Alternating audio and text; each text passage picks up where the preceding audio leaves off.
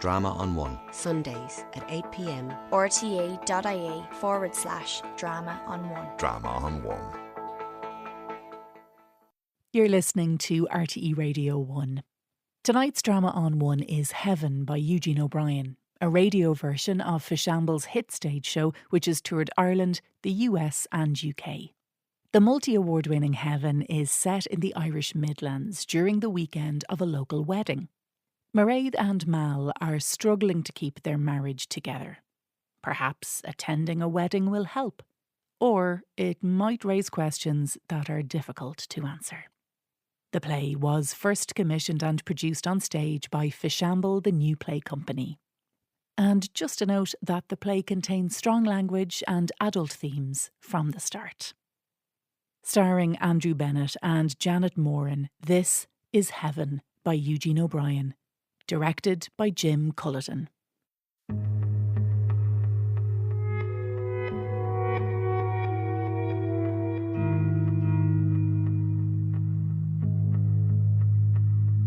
I told a lie earlier today. The sister asked what was it like to be home. I said, great. The sister, Laura, then took upon herself to drive me around the town. A tour. Bring me up to date, like. I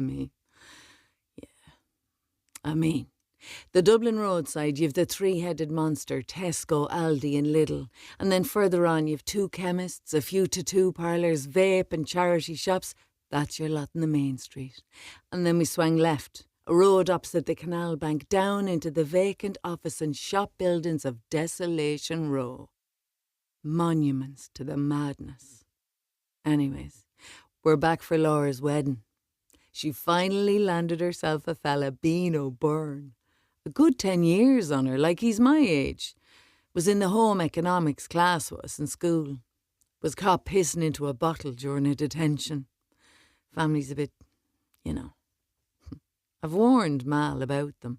They're grand, but a bit out there up front. Mal will not like this.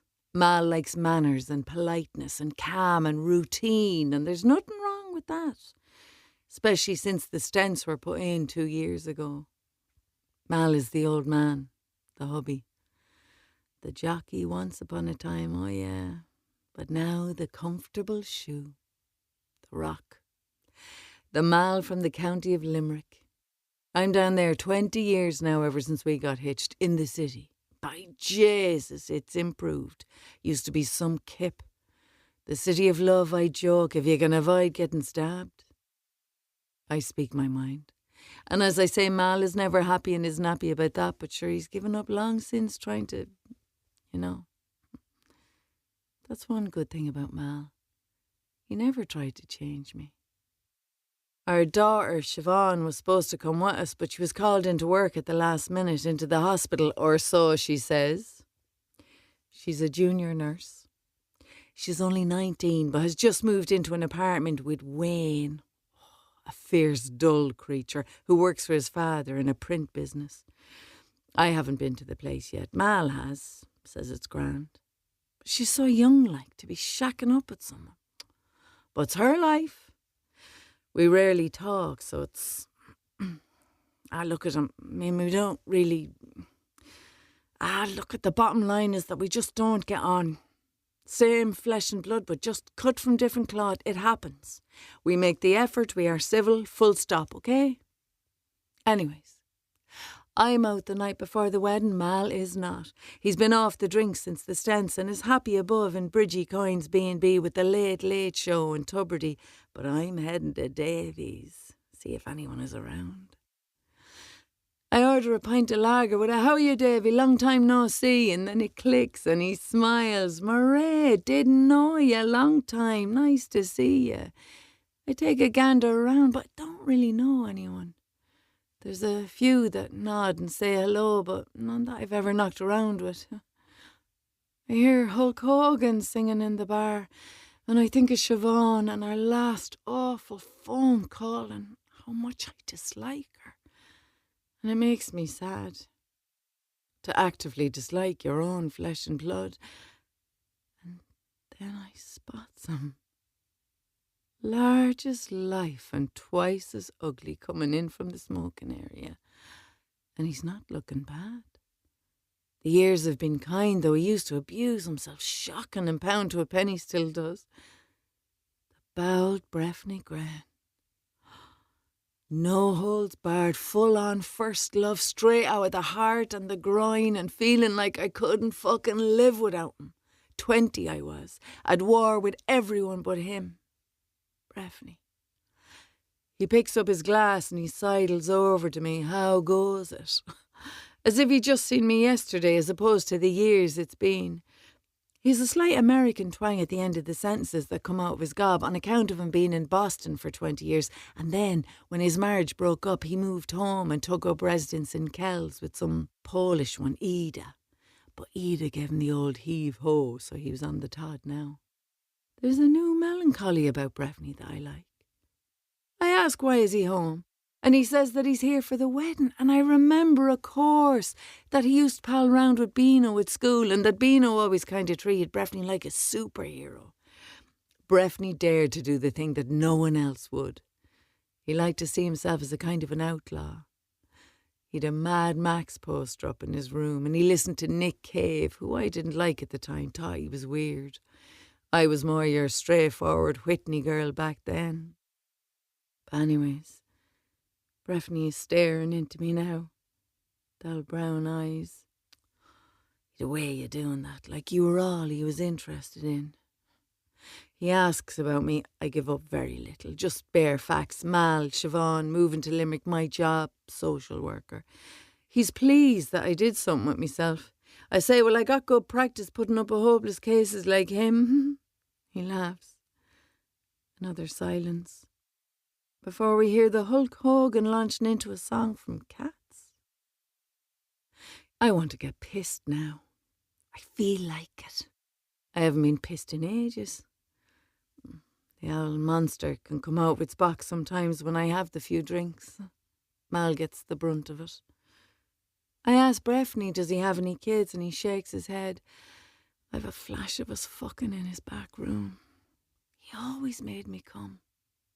Well, like, the most of the time. One night, whatever happened, faulty Johnny, whatever. 2 weeks later, my period was late and I did a test, and what do you know? Up the duff. I asked him, does he remember Birmingham, the clinic? Breffney waited in the waiting room with all the other dads who would not be dads. Breffney wonders what kind of a dad he might have been. He admits to me that if I had wanted the child in any way, he would have stood by me. He says he kind of regrets it. I say that I don't. But I do wonder what kind of a child they might have been. The one disposed of in that clinic in Birmingham. Like, if I'd been a girl, would I have gotten on better with her than I do the one I did push out? Anyway, Hulk Hogan spots Breffney, and Hulk insists on buying us whiskies and pints, and the night starts to swirl, and me and Breffney are outside smoking. I haven't pulled on a fag for years, and before I know what's happening, we're kissing. Tongues and the smell of him, and the past comes back at me like a fucking train, and that real desire for him. Jesus Christ. Poor Mal back in the B&B, and I stop and try to leave, but Breffney pulls me and I push him, and he says sorry and how he'll see me tomorrow, and I walk on, get away. I'll get back now to the B&B and warm bed and Mal's little snore, and he'll curl up around me and place his hand on my back, and I'll conk out.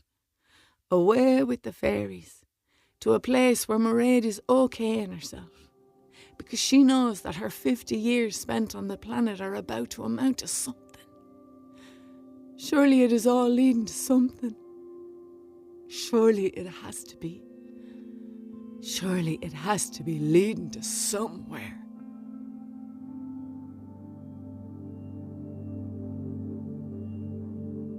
I walk up to Jesus. He looks down on me. I rise my hands up and touch his chest, and I can feel the sweat and blood, and I cry, and somehow I'm able to lift him down off the cross. His hands and arms encircle me. He looks into my eyes. I look into his. The most beautiful thing that I have ever seen. have an erection.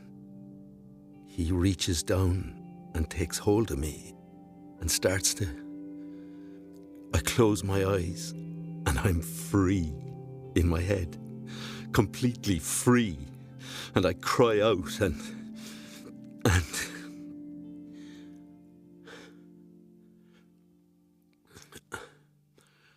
I refocus now away from the crucifix on the wall of Coins B&B and the recurring fantasy I used to have as an altar boy. There was a lot of time to fill at the many masses that I served at, so I loved the smell of the benediction, and Easter was my favourite feast day. Home was in Ballymurphy in Limerick, rural, a farm. I settle back into this world and finish off the fry. Shouldn't really be eating dead pigs since the stents, but every now and again it's okay. Herself is still asleep, dead to the world. She must have got in late enough because I didn't hear a ha'pence from her. She was out in the pub. I don't drink any more on account of the heart thing a few years ago. I wonder what way she was last night. She can get quite inebriated sometimes and has a habit of talking to herself as if I'm not there, and sometimes she says things that I definitely shouldn't be hearing. Very personal remarks about me and Siobhan. They really don't get on. We do. Me and Mairead always got on. We're the best of pals. But Siobhan and herself they're so alike, but their worldview is so totally opposed. It frustrates them, this distance. Like, they make an effort, but sometimes they just can't keep it up, and the Sunday dinners are suddenly full of tension and cross-talk, a battle. Me in the middle like a limp, hapless Kofi Annan. I was kind of relieved when Siobhan moved out to live with Wayne a couple of months ago now. I miss her a whole heap and I talk to her, but Mairead and herself, just a lost cause. That's the reality of it. But me and Mairead don't hit each other. We rub along. We suit. We found something. She is really very bright, sharp, with it. The type of person who could have gone to college straight off if that had been encouraged. But in their house, it wasn't the type of thing to be... Like, it wasn't on the agenda. It was all do the leaving, travel maybe for 2 years, get a job you hate, marry someone you fell over at the local disco, and boom, kids in middle age quickly ensues. But Mairead wasn't like the rest of the flock. She always did her own thing. She decided at the age of 30, the year before I met her, to latch onto something and train as a social worker. And she did it. And she is good at it. Now, if only I could fix myself, she does laugh. But then you'd lose your edge, I say. And she says that I'd have wanted to know her when she was younger. She'd an edge that fucking drew blood. Excuse the French. Now, she isn't everyone's cup of tea. She doesn't edit. It all comes out and be the holy fly. It can cause ructions. She's always taking the piss out of me, but it's affectionate. The day she stops doing that, then I know we are in trouble. She came into my life at a real important time, a vital intervention. Anyhow, I better wake her. But the old head is beginning to sink away again. To Jesus. But he's not on the cross this time. He was over in Laura's house yesterday, where we met Beano and his mad crew. He was a younger cousin of Beano's. He was Jesus. I couldn't stop looking. Jesus down off the cross and pulling on a cigarette and wiping blonde hair out of his face and touching his little goatee and laughing, and I was introduced to him. Jesus' name was Michael, and he was about 10 years younger than Jesus was when he was put up on the cross. I shook his hand. Electric shock. He had an energy, something new, just out of reach. His eyes were... I have to stop. Heart pumps again, too fast, and the breath is... That's it. Close the eyes. Breathe. Calm. Calm. relax. I open my eyes and see Mairead sitting up in the bed. She needs to be up and at it down at the bride's house. She doesn't really go into where she was last night or who she met, and she grabs up her wedding outfit and says, "See you in the church," and gives me a nice smile before she hightails it out the door. I get into my suit. I remember the day we got married, knowing in a way that she had no real passion for me. I knew she wasn't in love with me like the can't live without you, tear the clothes off the back kind of thing. But we had something else, a partnership, a trust. I knew that she was the way I had to go. There was another way, but I just didn't feel it was right for me, wouldn't suit the way I wanted to live. But I felt I should try this road before I got married, to get it out of the system. I looked up a website and chose him very carefully. I needed to fancy the person. I needed to experience real desire. So I chose him, the closest to a Jesus I could find. I think his name was Jimmy. He was a North Dub lad, 19. He had green eyes, very skinny. I was so nervous I could hardly speak. He was chatty. "Relax," he says. I had booked a room, a Marriott. He stood in front of me and asked what I wanted, and I said that I didn't know. He leaned down and kissed me. He unzipped me. He took me in his hand. I felt like crying. It was so... like he said things, really nice things, but he had been paid to say them. We'd agreed the money up front. He knelt down, but I couldn't allow that. It was too much. I wasn't able to. I couldn't. I finished then anyway before he had to use his mouth. I finished very quickly and was immediately mortified. I ran to the loo to clean myself off, and when I got back he was gone. I stood in the empty hotel room. I thought about staying the night, seeing as I'd paid for it, but I went to meet Mairead, and I felt a huge surge of relief come over me when I saw her. I couldn't wait to be married now. And 2 months later, we were. I try to be in the moment more nowadays. Ever since the stents were put in, I try to breathe and be in the moment, but it's getting harder. I can't keep my head from, my whole body from slipping down into this other space, or dimension, whatever the dickens you describe it, this place with Jesus and that young lad I met yesterday. Down here, where I am me and the world is over there. So far apart. Which is how I needed it until a couple of years ago, lying in the hospital.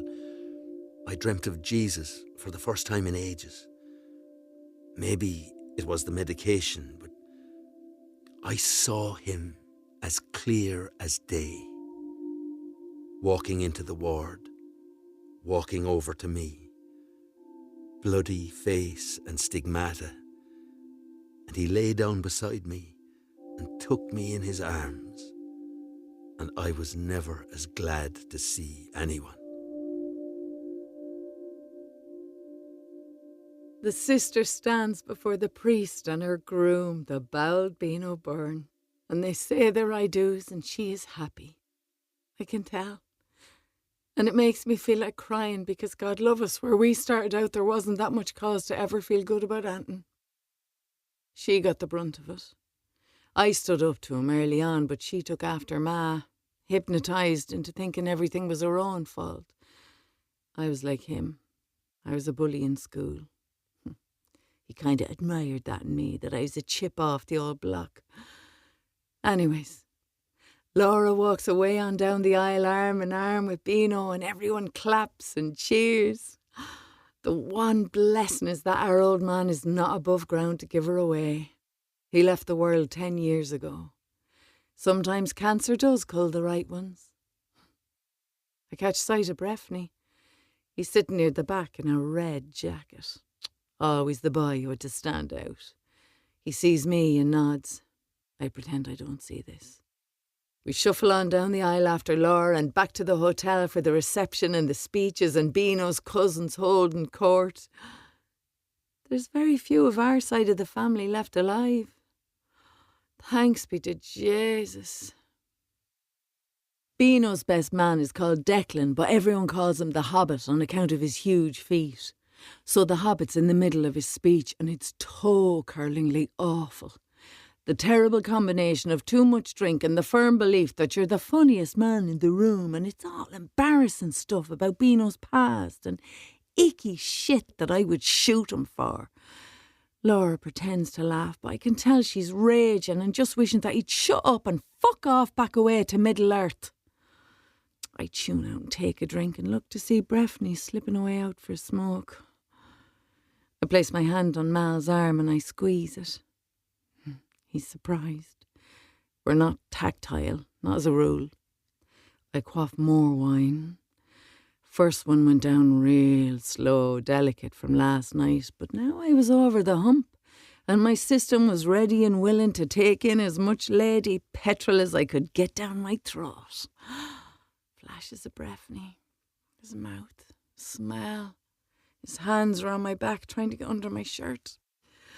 There's applause, cheers, whistles. The Hobbit is over. We all have to stand up and vacate the room while the tables are cleared for the dancing to begin. Breffney is still outside in the smoking area, but I'm staying here. Mal likes to dance and I like to dance with him. He can jive and all that was taught by an aunt when he was 10 and he's never forgotten it. Me and Mal will have a dance and let Breffney smoke fags and spin his yarns outside.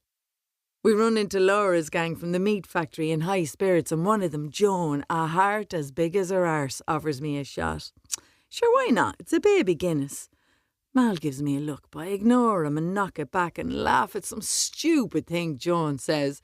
The only reason I'd kick him out of bed would be to ride him on the floor. She's referring to one of Beano's cousins. Some young lad, long hair, beard, like a little mini Jesus or something. But he looks well, in fairness. Mal seems restless. So I take pity on him and I promise him a dance as soon as the band sets up. Another man beside us is talking about the immigrants and how we be swamped and they get all the houses and everyone's too afraid to say anything and I butt in. Fuck that. Who are we to be anti-immigrant and we in every country in the world? Irish people are like rats. You're never more than 10 feet from one. And Joan laughs. He looks pissed off. Fuck him. I swig me vodka. Mal gives me another look. Oh, chill the fuck out, Mal. Don't be... Come on away now and we'll dance. I grab his arm. The band is up and running. We move out onto the dance floor and spin around to Sweet Caroline. Oh, oh, oh. She's gone over her limit. I know when it goes over a certain quota, the worm can turn and she looks for trouble. But the dancing has been a great distraction and we've both enjoyed swinging around to Sweet Caroline, Walk of Life, Wake Me Up Before You Go Go and Hound Dog. If I can keep her on the floor for the rest of the night, it'll leave her less time to drink. Avoid a code red. But just as Come On Eileen is starting up, she leaves go me hand and announces that she needs the jacks. I'm kind of glad as I need a little break myself. I'm a bit out of puff. So I sit down, supping on me 7-Up, and a lad plants himself down beside me. Thatch of red hair, sweat, loose tie and open collar. One of Beano's cousins, Henny Holohan. He's back from Oz like the rest of them.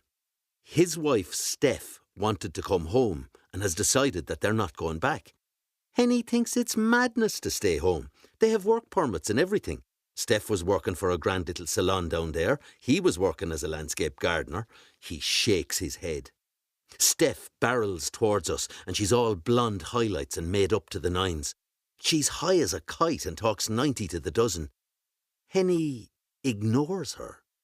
He's determined to fight with her. You can tell, determined to take out his frustration on her because she made him make a decision he didn't like. Steph pulls at his hand when Dancing Queen comes on, but there is not a chance of him being led onto the floor, so she gives up. And I offer. Ooh, see that girl, watch that scene, dig in the Dancing Queen. The song always takes me right back to my first meeting with Mairead. It played in the pub while I waited for her to show up, a blind date. I felt so dry and unfunny in her company, but I really enjoyed listening to her, and I knew that I could marry this woman. I was 34 and she was 31 and had made changes in her life. She had sought help. She had started to look into herself, to see who she really was. I needed someone strong, someone who would sweep me along, keep me here in this world, not allow me wander down below. And I wanted a child. I dearly wanted a child. You can dance, you can jive, having the time of your life. I'm back in the room, moving around to ABBA. But Steph is more intent on rabbiting onto me. She seems very speedy, talking about her and Henny, the way people talk nowadays as if the whole world is interested in their business. She's banging on about the real reason Henny is so intent on staying in Australia. Steph is convinced there was a one in work had her eye on Henny. Big-titted one, the kind he likes. A hint of the foreign about her, darker, you know, and I know he likes that too. Browsing history is a great giveaway, know what I mean? Anyways, she used to be texting him and all this, and I ate the bollocks off him, but he maintained that they were just mates. But the thing is, and I'm not a jealous little, pathetic little, insecure little kind of a one, you know? I am a woman who knows her own mind. I just wanted him to want to come home to Ireland with me, but he didn't want to. And that hurts me, Mal, it hurts me. Stabs me, Mal, it stabs me in the heart. He wanted to stay in Melbourne with her big fat tits. I knows it. He's ticked now. He won't touch me, Mal. He won't lay a finger on me. Is that fair? I ask you. Now she's clutching my arm. She's definitely on something that's speeding her up. I mean, I have no real experience of these things, but she's on more than Bacardi breezers. We sit down then as a slower kind of song comes on, The Lady in Red, and Steph leans into me. I'm in great form, flying. I'm being a bit bold, Mal. I brought a bit of stuff with me today, for the crack, for the days that's in it. Haven't taken it in ages, so I'm giving it a right good go. Like it's a celebration, isn't it? It's good, Mal. Have I shocked you? I shake my head. Have you ever tried coke, Mal? I shake my head again. There's still no sign of Mairead back in the room. Then I spot Jesus. His beautiful mouth breaks into a big laugh. He turns and I watch the back of his head disappear through the packed dance floor. I get a notion. Me on coke. Me speeded up. Me without fear. Me being able to drop down to the other dimension, the lower one. Mal on coke could jump down and land and take his place in that dimension with Jesus. Could he? I smile at Laura as she passes by and she asks am I having a good day, and I say the best and how I'll want to dance later, and she asks where her sister is and I say that I don't know. Keep an eye on that one, Mal. And she laughs and I laugh and she moves on. And Steph gets to her feet. I find myself walking behind her. We head out through the doors of the function room into the corridor. I have to say something now or I look like a terrible fool. So I look her in the eye, clear my throat and say... trying to see myself as some sort of cool, dark horse, 50-plus coke-snorting fiend. And I come out and say it, Steph, sorry, but, I was just wondering, if it was cool, I was just wondering if I could score off of you. She says nothing. Her face freezes. Then her face creases into laughter. It is the funniest thing she's ever heard. Mal asking to score some coke off of her. I stand humiliated. I'm about to turn and go when she nods over to the front doors of the hotel. She winks and says, "Folly me." We sit in the front seats of their car, a saloon of some sort. It is parked well away from the front of the hotel, trees overhead. It is safe, because I may be about to leave this dimension, the one I was born into, attending the Crescent and notions of the Jesuits, but teaching instead, and safe, holy home with Mam and Dad and their honeymoon in Lourdes, and never a cross word, and complete faith, to do as they were told, a nation of obedient children. I found great comfort too in the Mass, the ritual, the confessions. The last one I ever did was after the Marriott Hotel, but I couldn't tell the priest what had happened with the the hired hand, so I made up sins like you did when you were a child. I watched Steph cut the coke into little lines like I've only ever seen in the movies. Was I about to leave this life? This fucking dream world that I float through and never fully inhabit? Fuck! I should just get out of the car. No! Coward. Do it! Coward! That's what you are, Mal. Mal. Who the fuck is Mal? I feel kinda sick at myself. I could vomit at the thoughts of who I am. I should just open the door, but I don't. I stop, I wait, I can hardly breathe. Steph has the €20 note rolled up to her nose, and she lowers the head and hoovers it up. Then she grins and hands me the note. Your go, Mal. She sniffs and smiles, and it's too late to turn back now, so I lower the head and do the same. There'll be nothing to hold me back now. Nothing to stop me from digging deep to the underneath, where I will go in search of Jesus.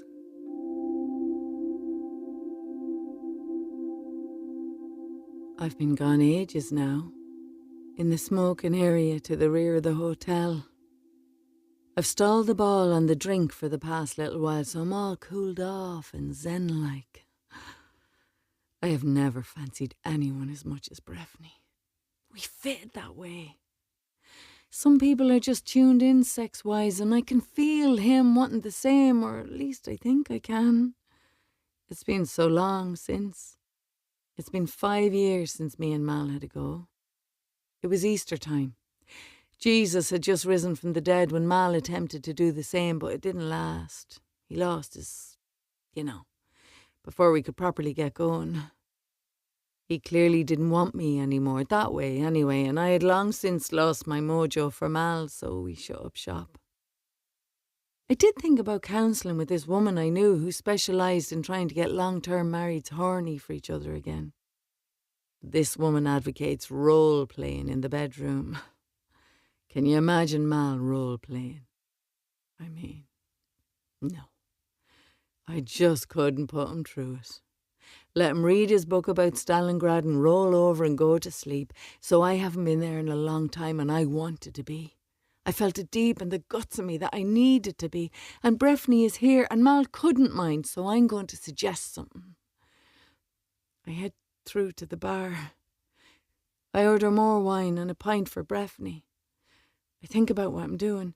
I try to float above myself and look down, see myself clearly, out of body like. I am going to ask my ex-lover to sleep with me whilst my husband, blissfully unaware, jives to the Midnight Blue wedding band. Has it come to this? All my 50-plus years on the planet have been leading to this? Really? Flash of Mal comes into me skull. Tears in his eyes, crying after he came home from school one day last year. Some boy had called him a queer or something.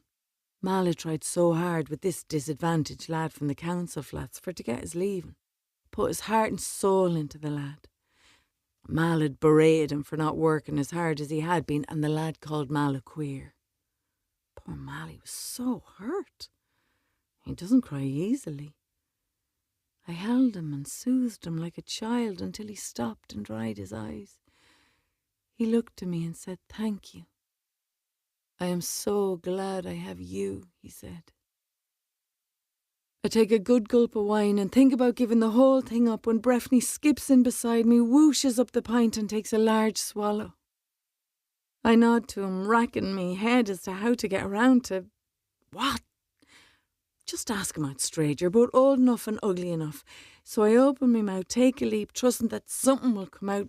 Breffney, do you want to go somewhere and... the way we used to? Breffney sits kind of stunned. He takes a drink. He looks back at me. His mouth curls into a shy kind of a smile. He says, "I would love that. I always thought of us, as some wild thing we had. But it's mad, Mairead. Your old man in there jiving to the music and he seems real decent and..." I interrupt him. I have to lay it out. Mal is my best friend, always will be, but we don't do anything physical anymore. He doesn't care, Breffney. He feels guilty if anything. Like he wishes someone would take the burden off of him.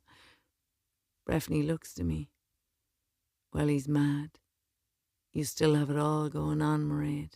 I shake my head and on. I think he's messing, but so fucking glad that he said it. Breffney pauses. He's suddenly furtive, almost coy, like now it's real and he has to actually do something about it. He says in a real low voice, I've a key for the old place. His box room flashes into me head. The Mad Max poster, the small single bed. I nod and we finish our drinks in silence. Nervous now, the deal has been done. We are entering uncharted waters. 2 50-year-olds are going to try to light each other up like they used to all those years ago. Breffney gets up off his stool. I'll split off, give it a minute and then follow me on. I nod. He heads off. I feel a tingle. An old-fashioned shoot of Jesus. Is this happening? You better believe it, girl. I give it a few more seconds and then move. I walk through the lobby of the hotel on the watch out for Mal or anyone else I know, but I am able to make a clean break. Out the front door, into the car park, through the front gates, along the road towards the town. I text Mal. I can't not text him. I say that I felt sick and have gone home, nearly asleep. Please stay out and enjoy yourself. I hurry on, past pubs and drunken skins, and I near the door of the house. I text that I'm approaching. The door opens, I push, I step in. Before I know what has hit me, Breffney is on me, mouth on my mouth. He has me pinned to the wall. His late ma's Sacred Heart looking down on us. I kiss him back. By Jesus, it's great to be kissing someone again. Let's get at it. He directs me in the door. This absolutely, compared to his old pokey, cold back bedroom, it's a palace. And a big, decent double bed, and I pull him down onto it and I yank the red jacket off of him and we kiss like we've only just discovered it and like it's the best thing ever that anyone could ever do. We pull each other's buttons and zips and straps and he's breathing heavier than he used to. The 30 more years of smoking taking its toll, but we're there. In that weird and wonderful place, we are right there. Me and the bowel breath. And our bodies mightn't be as tight as they once were, but by Jesus, we know the ropes and we go at it now. At it now. What can I tell you? I feel like tears. The release of it. And he groans. He is gone from the gate. I will soon follow him.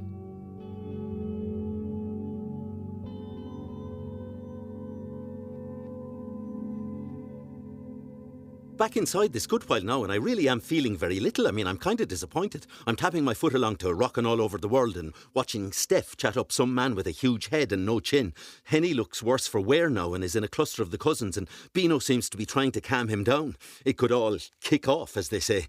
I scan the room, but there's no sign of Jesus. Where is Jesus? I take out my phone to check the time. I see that there's a text from Mairead.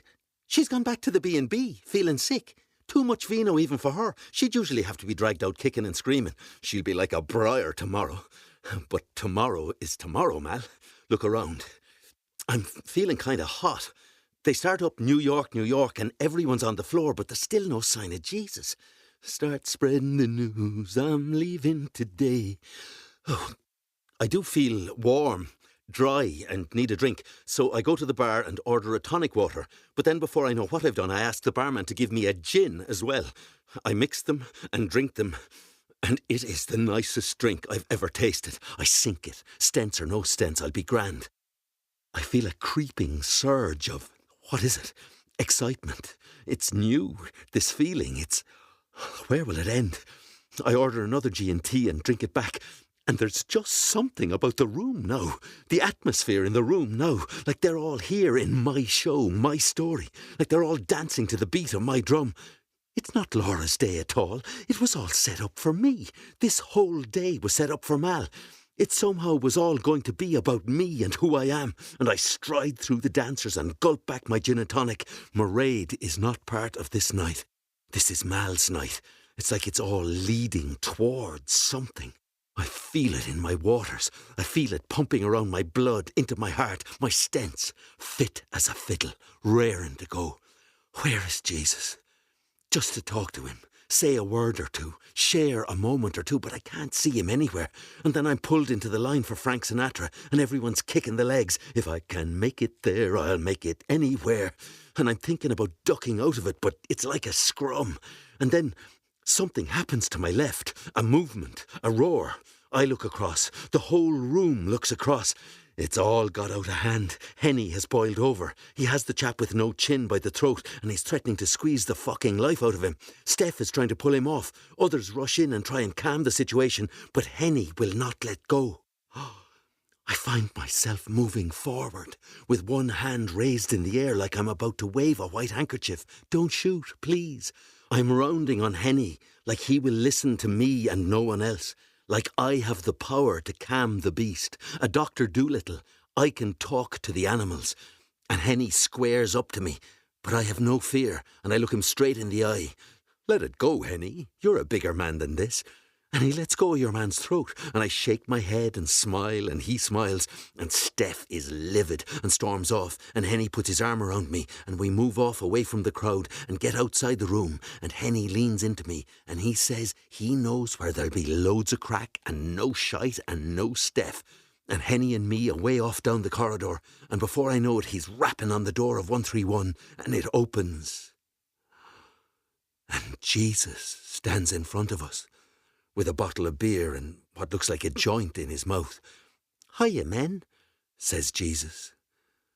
And I know that he is the most beautiful thing that I have ever seen. Through him, with him, in the unity of the Holy Spirit, all glory and honour are yours, Almighty Father, forever and ever. And we file past Jesus and into the room. Breffney lies beside me. I lean into him and kiss his face. Thanks, Breff. That was, thanks, like, for the pleasure of it. He's taken aback. He nods. Yeah, thank you. He wants to say more, but hesitates, and my head swims with possibility. My 50 years been leading to what? The truth is out there. And a need for what? I'm afraid. Who are you? I am a mother. I think of Siobhan and the resentment she has for what she blames me for, and our lack of being able to connect, and I suddenly feel tears. That's the drink and the sex, and now her, Siobhan. It makes me cry. Breffney's alarmed when he sees my tears. Oh no, crazy emotional woman alert. But I grin and say it's okay. And he looks at me, all soulful like, and he starts to speak, very hesitantly at first, about us. He really wants to talk about us. That the universe is spoken. We are meant to be together. He is certain of this. He says, Mairead, I love you. I want you to come away with me. I have money saved. I have my eye on a cottage in Kerry out near the Atlantic where we could live. We could really live properly, Mairead, not just go through the motions. I am so surprised. I mean, I look at him. Is he being serious? He is. He says that he's thinking of giving up the drink. He's been reading a lot about Buddhism, a new way to live, but he needs me with him. And then he says, I prayed that we'd still feel the same way about each other. How do you know how I feel? I shoot back to him. I don't, he says, in fairness. Like he has laid it all out there without any guarantee. I look at him, kiss his lips. I draw back from him. I try and go there. Me and the breath by the sea and our little house and him praying to a Buddha and me all healthy and happy, and I suddenly feel a turn in my stomach. A turn the right way. A turn that makes me feel like this could be, maybe, a monu-fucking-mental night of my life. And he kisses me. He knows I will have to go back to Mal tonight, but he'll be waiting for me in the square in the morning. He'll drive off at 9 whether I turn up or not. He seems so certain. I get up and lean down to find me clothes. I dress in silence. He watches me. He says again that he loves me. I lean back and kiss him. I head off. I don't look back. I am getting nearer to something. The answer to the question, who am I? A woman who leaves her husband very suddenly for an old lover and heads to a cottage in Kerry. Be the Jesus, maybe I am. Is this where the 50 plus years has been leading me? Be Jesus, maybe it is.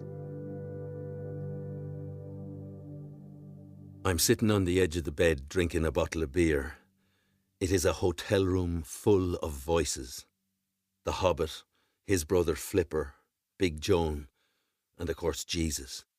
My eyes full of Jesus, his lips moving and his hand at his beard and pulling back his hair out of his amazing eyes. Flipper is rolling a joint and Joan is leaning over him. Hobbit is the drunkest of them all. He's sitting in behind Joan and making lewd comments about her ample bosom. She gives shit back to him and is far more interested in Flipper, who has now almost got the joint together. I retreat to the other armchair.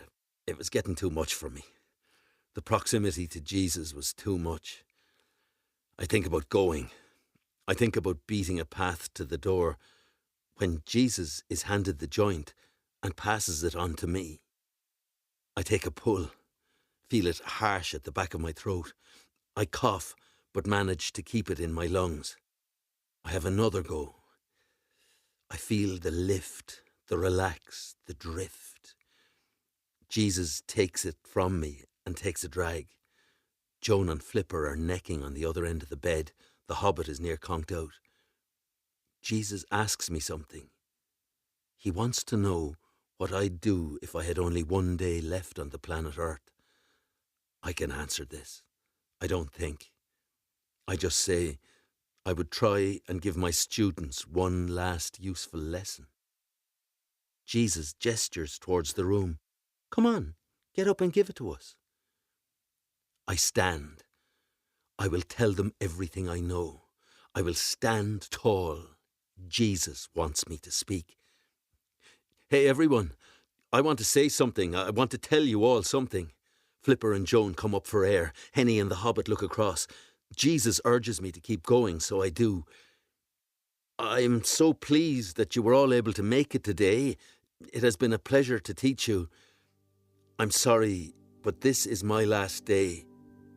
I want to tell you about the shadow. It is something buried deep down in us that we suppress, and this causes us to hide, out of the light, out of our true natures. We are afraid. We are lashed to the mast of duty or who we think we should be, and we betray our potential for happiness and really living a life. Jesus looks up at me. I am raised up. I am preaching the Sermon on the Mount and Jesus is listening. My words fill the room. Go out from here and be true to yourself. Then and only then can you take your proper place in the community of the world. Game B is coming. Reach out to your fellow human beings. A new wave is on the way. It's like I'm speaking in tongues, like a great truth is gushing out of me. And Jesus smiles. He claps. He is applauding me. And I am 10 foot tall again. I am flying now. He takes my hand and lifts it above his head like I'm a sports champion or something. I lean into Jesus. I want to tell him how I once dreamed of him and yearned for him to come off the cross. He opens his lips to say, I hear you, man. I hear your truth. And so I lean in and I kiss my Jesus on the forehead. For a moment, time stops. Then he draws back away from me. He opens his eyes as if coming out of a dream or just waking up. I look at his lips. I move my face down. I can feel his breath. I'm about to touch his lips gently with mine. when suddenly Henny has me by the collar and he's shouting at me, hauling me towards the door, shouting, "Queer!" Henny wants to kill something. He raises his fist. I brace myself. Jesus intervenes. He grabs Henny's arm and pulls him back. He insists that everything is cool and to sit back down. He asks Flipper to roll another joint real quick. Then Jesus nods at me. He is taking care of me, shepherding me out of the lion's den, out the door of the hotel room, into the corridor. I want to thank Jesus. I want to say so much to him, but I don't have the words. Standing in the hotel corridor, he says that it was real good to meet me and that he really liked what I said. He grins. I am kind of bi, you know, but you're a bit old. I want to say words, but I'm struck dumb. Then, out of nowhere, I say, words start coming out of me, words I remember from long ago. Auribus teneo lupum, aut cum scuto aut in scuto, vive quasi cras morituros, aut viam inveniam aut faciam, igne natura renovator integra. Jesus smiles and nods. He likes the Latin. He asks what it means. I say, roughly, that I am holding a wolf by the ears, and it's do or die. I have to live as if today is my last day alive, that I have to find a way or make one, that through fire, nature is reborn. Jesus likes this. He leans forward very slowly and kisses my lips very softly, with great affection, and then he goes back inside. I am alone. I am floating on air. I am feeling complete and utter rapture. I am away. I'm never turning back from this moment.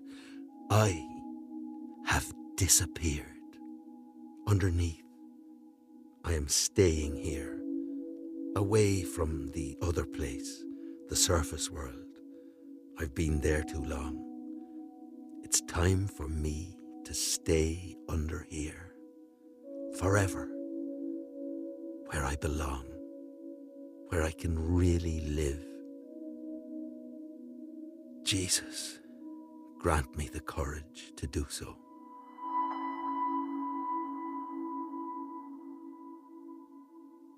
I wake in Coins B&B and I rub my eyes and look across and think that I must be still dreaming as Mal is nowhere to be seen. His side of the bed is empty. I am absolutely amazed. It's 7:30 in the morning and Mal has not slept in his bed. No missed calls from him. I hope he's okay. I start to worry then. Did his heart give way again? Is Mal lying somewhere? And then I think it'd save me having to tell him that I was leaving him if he was dead, like. What a bitch I am. Anyway, someone would have rang me if he'd collapsed. No, he must have stayed at the hotel. Very unlike him, though. My phone bleeps, that'll be him. But it's not Mal. It's from Breffney. Hope to see you later, I love you. What am I doing? I'm moving, at last. I'm moving to somewhere else. Stalled for so long. I'd given over my body to Breffney. It'll take time for us to really get in tune or whatever with our inner selves and monsters and egos and the whole works. But I think we can. I think. He's open. He's coming towards me. Mal was always retreating. The breath will pull up into the square at 9 and wait for me. Jesus, that's in an hour. Where the fuck is Mal? I need to find him. I give him a call, but just get his business like, please leave a message for Malachi. I was always on to him to change that thing. Sure, most people ringing wouldn't even know who Malachi is. He's Mal. Mal. I have to find him. I get up out of the bed, I dress. I'll have to go looking for him. I stuffed a few clothes into me bag and rushed down the stairs and out the front door of the B&B. I hurry along, hungover and dehydrated from last night, but adrenaline is shooting through my system and the madness of what I am about to do. I come out in the Dublin road side of the town, past the three-headed monster, Aldi, Lidl and Tesco's, and up towards the square, my mind racing. I'll be back here at 9 to meet Breffney. My heart pumps and I smile and my phone rings. I whip it up, but it's not Mal and it's not Breffney. It's my daughter, Siobhan. Oh, Jesus, no, of all the... I would usually ignore her, but decide to pick up just in case she has heard from Mal. Hi, ma'am. Yes, this is she. Yeah, hi. Sorry for ringing so early. Did you have a good night? Yes, I say, and I tell her that her father is a right rock and roller and that he stayed out all night. And she pauses and laughs and says, yeah, right. She asks about Laura and Bino and apologises again for not being able to make it. Her voice is small or something, like there's no edge, no air of confrontation or picking a fight or, Ma'am, I don't understand you. I say that I'm dying of a hangover and she laughs. And no hint of recrimination about the drinking, because that had often caused problems between us in the past. Me coming in a little bit pissed and getting thick with her, and her attitude to me, and her slavish devotion to her dad, and her little miseven-tempered passive-aggressive act versus my bull in a china shop. I feel I should be the next to speak, so I ask after Wayne. She says that he's okay, but that she finds the apartment a bit small, and she hesitates and adds that he's a bit of a creature of habit. I can't help myself. That doesn't surprise me. Men like that always are, old before their time. She interrupts me. Please, ma'am, I don't need, but I plough on. I want the fight. I mean, Jesus, do you still have sex? Shut up, ma'am. Does he still want to... Shut the fuck up, ma'am. Oh, I mean, why you had to move in with him, I'll never fucking know. She explodes to get away from you. I am about to launch a missile right back at her. But I hear her crying. Real sobbing. And she has not cried in my presence since she was 9 or 10, no matter how many times I fought with her. So I stop myself. I bite the lip. I walk on past the tattoo parlour and bookies and vape shops, and I say, Siobhan, come on, what's up with you? She clears her throat. She hesitates and then speaks. I'm pregnant. I took a test when I got home this morning. He doesn't know. I don't want to tell him. I can't tell anyone. I don't even know why I rang you, 'cause the way we do be, but sometimes you just need your mam. I keep on walking. And I say to her, do you want to keep it, Siobhan? She says nothing, and I can hear the tears again. She says that she just doesn't know. She doesn't love Wayne anymore. She knows that much. I try and stop myself feeling pleased over this. I can hear the 10-year-old girl on the phone, and I am the mam. She just needs her mam. But all the bad feeling and resentment caused by our ongoing battle of wills is like a chain around me neck, strangling me, squashing words in me throat. But then she tells me that she's sorry for us always fighting. And she knows how rough it was for me growing up, that I'd a lot of shite to deal with. And she's sorry for not always allowing me that. I choke now. She was always more adult than I was. She was always a strong and true little soul. I was a coward. She goes on like it's gushing out of her. She thinks she might like to have the child, but is shit scared that the thing inside her might grow up and cause pain. The pain that she's only ever seemed to have caused me. I feel like I've been kicked in the stomach. All the emotion that I'm holding just bursts out. I just break down. I lose it. I keep saying sorry. I'm sorry. I can't find any other sounds to make. I want to give her comfort. I want to take back the poison that I've inflicted on her over the years. I want to. But all I can do is cry. Siobhan's little voice appears in my ear. What am I going to do, ma'am? All I can say to her is that everything will be okay. Everything else matters for fuck all when a little girl needs your help. I say for her to come over to the house tonight and that the three of us will sit down and talk about it. Me, her and Mal, that we'll work it out. Siobhan says that she will. She asks me to tell her dad. Of course, I say. She says, thanks, Ma'am. I say to try and get her head down for a few hours. We'll be home by the afternoon, back in Limerick, the city of love. She hangs up. I walk on towards the hotel. I must find Mal. I am needed. I have to stay. She's never needed me like this before, not since she learned how to crawl, so I won't be going anywhere. Breffney flashes into me head. His naked body lying back in the bed. How great to be with that, to feel that again. But the breath is the breath, with his new life and his imagined nirvana in Kerry. I wish him well, but deep down I know he'll settle for drinking. I wonder how long he'll wait in the square before he gives up on me. He'll never stop to settle, but I have. Me, Mal and Siobhan, my family. But where is Mal? I still can't find Mal. He'll turn up. Maybe this is where the 50+ years have been leading to.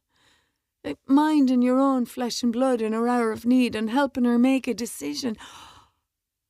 Or maybe taking care of a grandchild. A gift. I can't wait to tell Mal, my pal. But where the fuck is he? I go inside the hotel lobby and go up to the receptionist. I'm suddenly stumped as to what I want to ask her, so I smile and I say, I wonder, could you help me? But I think I've lost my husband.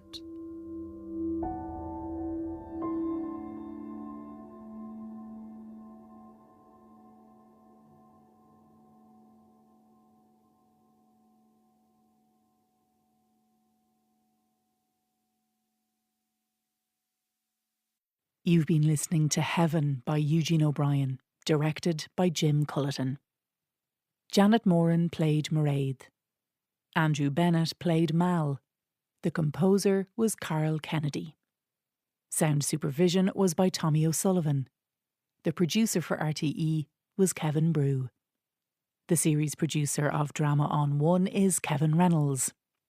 Heaven by Eugene O'Brien was first commissioned and produced on stage by Fishamble, the New Play Company. And if you or anyone you know has been affected by the issues raised in the piece, you can find helpline information at rte.ie/support. You'll find Heaven and hundreds of plays in the RTE archive at rte.ie/drama on one. rte.ie/drama on one.